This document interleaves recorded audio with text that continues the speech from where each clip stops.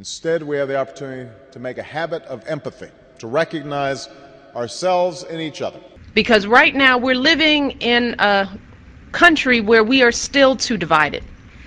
Still too divided. We've made some progress, but we live still in such isolation from one another. And we don't know how we live. We don't get to talk. We're not connected.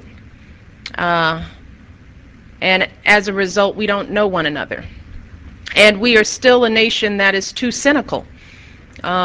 So many of us are disgusted with the political process. We fold our arms and we say, we can't be bothered.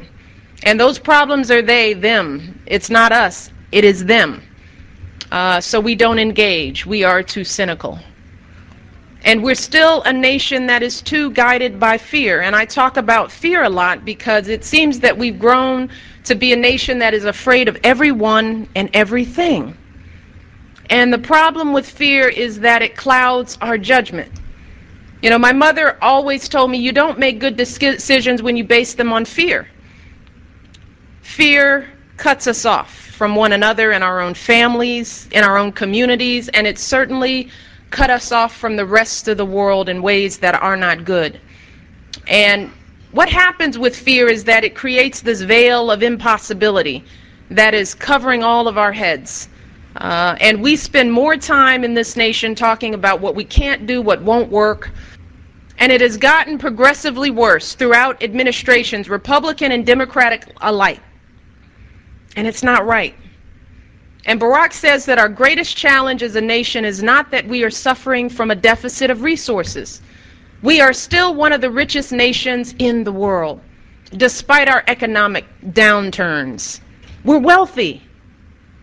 And it's not that we're suffering from a deficit of policies and plans, because you see, we know what we need to do. If we look at public education, look, there are thousands of outstanding public schools all over this country. The problem is not that we don't know how to build them, we just haven't found the will to make sure that they're available to all kids. You see, because we've been living for a long time being led by leadership that said that it's okay to just look out for your own little space. If your kids are okay, then don't worry about anybody else. See, Barack says that right now we're living at a time when we are suffering from a tremendous deficit of empathy. We have lost the understanding that we have a mutual obligation for one another. We are one another's brothers and sisters keepers. And that to live in a democracy, we have to compromise and sacrifice for one another. Period.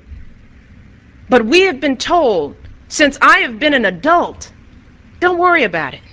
We're in a war right now, a war that we felt that was important, where the only people sacrificing are the soldiers and the families who are going over there to serve, because we were told by our leadership, just keep shopping.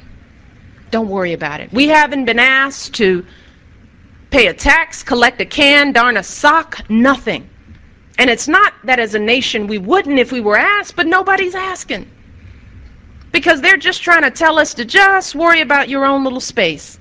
See, we can't measure our greatness as a society by the weakest, by the strongest and richest of us.